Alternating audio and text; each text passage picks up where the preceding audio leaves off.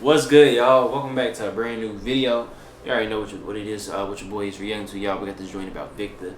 You heard me. I won't count. I was watching. I was watching some, but I haven't really had a chance to really be able to sit and actually watch all of the G League games and stuff like that.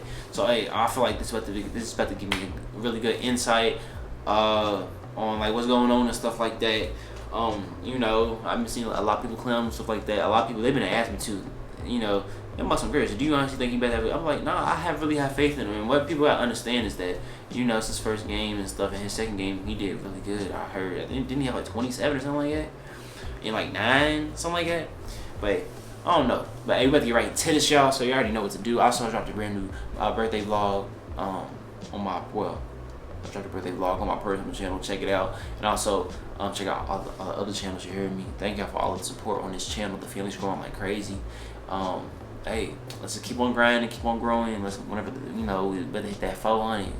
And then, hey, you heard me. Gonna keep on going up, hey. Thank y'all, love y'all. Let's go.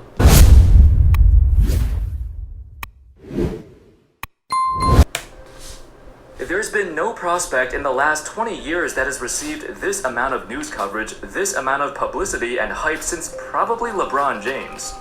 Victor Wembanyama's heavily anticipated arrival has finally come to fruition. Heck, the first round of the 2023 NBA Draft recorded an average of 4.9 million viewers, which was 33% higher than the 2003 class. Viewership peaked in the first 15 minutes when Wembanyama got drafted, at over 6 million viewers. It's just unfathomable how much everyone was looking forward to his arrival. With some workouts and summer league games under his belt, let's take a look at what we learned so far. Let's do this. How's it going, folks? My name's Andy, and without further ado, let's get down to the details. So, Wemby only appeared in 2 games in the summer league, but there's a lot to dissect. His second game was way better than his first, but let's first take a look at his first summer league game. And later, I'll talk about his second game and the adjustments the Spurs made. He said he was confused, or he didn't know what he was doing. His first game, unfortunately, Wemby kinda struggled. 2 for 13, and he got posterized by Kai Jones. It was kind of embarrassing, a hugely underwhelming debut. But I think we learned a lot from just his first game. There's so much to love, but there are also other parts that he still needs to work on, like all young players. For one, while he was renowned to be a 7'4" giant with guard-like handles and shooting skills, that's been kinda overstated. Yeah, sure, his handles are great, but they're great for a guy who's 7'4". You can tell his dribble is still very high due to his height, and he doesn't keep the ball close to his body. It'll make him kinda turnover prone. One of his comparisons prior to the draft was that he had the skills of a taller Kevin Durant. But that's kind of a stretch. The way he moves is kinda interesting. While he appears to be moving in slow motion, he's actually quite fast and gets to his spot very quickly. Thanks to his abnormally long strides, it only takes a few steps for him to cover a large area. I guess he doesn't need to move that quickly because he's so long that he literally can just shoot over everybody, even other centers. However, the fluidity and smoothness of his game wasn't exactly as advertised, but hopefully it can improve. I want to go back to the Kevin Durant comparison though, because I feel like how we described Wemby prior to the draft was very similar to what we thought of Durant when he first came into the NBA.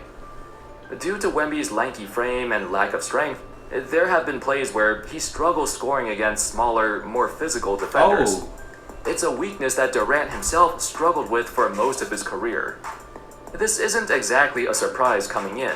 The scouting report on him listed this as one of his major weaknesses. In terms of defense, Wembanyama was expected to be very, very good. Just like with most tall centers, he's quite slow-footed on the perimeter. He got burned a few times, but this is normal. But he's a fantastic help defender, and that was displayed more clearly in his second summer league game. Another thing I noticed during his first game hold up. What type of shot was that? Hold on, I sit here talking about this. What type of shot was that, Brody? Another thing I noticed during his first game was the large majority of his shots were jumpers, and I mean long jumpers. I think he only attempted like 2 or 3 shots at the rim. I think it's mainly because he kept catching the ball so far away from the basket. There were opportunities where you can tell he wanted to drive past his defender and attack, but instead he pulls back for a 3 or a long 2. There's a certain level of hesitancy in his game when he drives. I think he's still at the stage where he's not sure if his ability to drive to the basket is at the NBA level yet. About to just say that. His first step isn't really even that fast, but it's long and covers so much distance to the point where he probably doesn't even need a quick first step to gain the advantage. I literally said that, dude. You hear me? Of course, there was no reason to panic after this lackluster performance. Plenty of superstars have struggled in Summer League. But for the spirit of this video, we're trying to take a look at every angle. In fact, the Spurs coaches liked what they saw. Their purpose is to let Wembanyama experiment, try out whatever he wants to do. He has the ultimate green light because everyone knows he's the future of this franchise. The Spurs coaching staff is carefully examining and studying Wemby's strengths and weaknesses, and they'll try to formulate a game plan for him to succeed. And Pop also, I like this idea. I think this is the best method. When you have a guy who's deemed as the next generational superstar, you have to give him time to experiment and do what he wants. Eventually, he's going to simplify his game and narrow down his skill set and find the best areas of the floor where he can flourish. With all them people. Also, here's a cool photo I saw from a Reddit post a while back. This was during a game with his French team. His hook shot here, it's so freaking high. His release point is absurd, and the guy defending him, he's 6'10", yet he looks like a midget next to him. There's no way this guy can even come close to blocking this. Wemby displayed his solid footwork and post moves back in France, so if this part of his game can translate to the NBA, he'll be unstoppable. Just give him time, that's it. Now, his second and final Summer League game this year has been much better. Oh, the Spurs made a lot of adjustments. The biggest visible difference is where he is on the floor. Instead of just throwing him the ball at the three-point line and watching him do something, he's now standing closer to the basket instead. He's catching the ball closer to the basket. He's receiving passes off a pick and roll. And he's one of just a handful of players in the world who can dominate by rolling or popping. Okay. With an unguardable shot and the longest wingspan and highest standing reach in the league, he's going to be a nightmare to guard in the pick and roll. And this second Summer League game, we saw flashes of what he could become. Now, I know a lot has been made about his handles and stuff like that, but if you're 7'4", you'll always have the advantage in the paint. So it's good that the Spurs realized this and said, hey, let's just put you closer to the basket, because you can have an easier time scoring. It's as simple as that. We also got a glimpse of his incredibly skilled footwork and quickness in the post, something that French fans saw all the time back when he was there. And then, on top of this, we did see a few times where he found the open man and made a great pass. Plays like this, they're hard to teach. It's great that Wembanyama is a very unselfish player, and he has the IQ to read the defense and hit the open man. Like I said, this will be a very important aspect of his development moving forward. And the fact that he's smart and he knows how to make the right play, it's a great sign for things to come. Wemby's gonna see a lot of double teams in the NBA, so he's gotta get used to it. While he did take a lot fewer long jumpers, he should not eliminate them entirely. In the past, he's proven to be a great shooter before.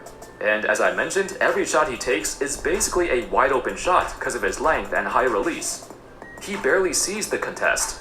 As his career progresses, hopefully he can flesh out this part of his game. His other arm, like, now, I think the most crucial adjustment the Spurs made in the second game was on defense.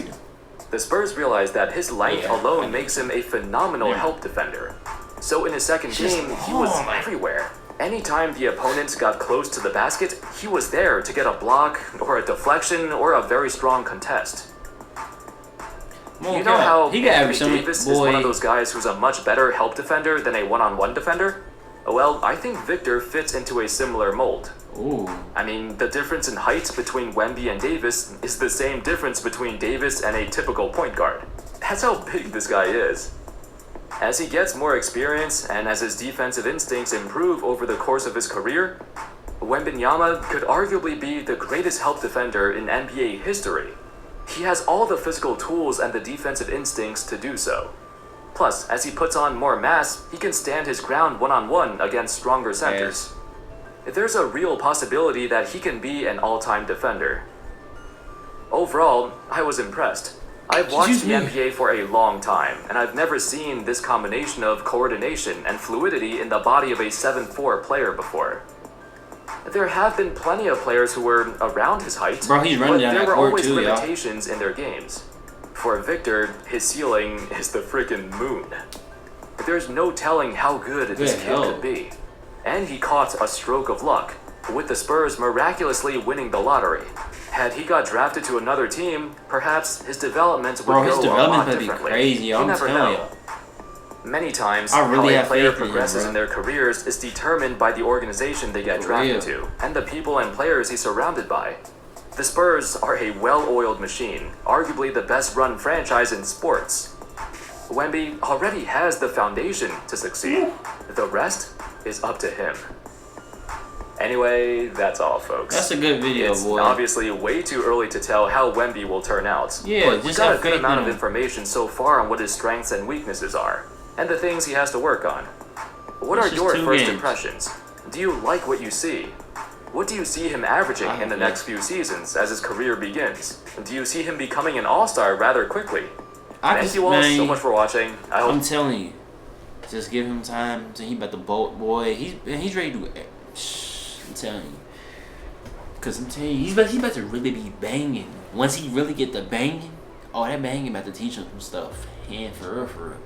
But hey, y'all tell me y'all thoughts down in the comment section. Y'all think he's gonna have a good career, or what are y'all expecting? What do y'all think? Give me y'all predictions down in the comment section. But hey, thank y'all. Love y'all. Don't forget to be great. Continue following your dreams, y'all. Stay safe out here, y'all.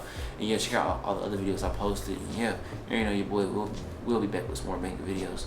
I'm about to go eat and edit these videos.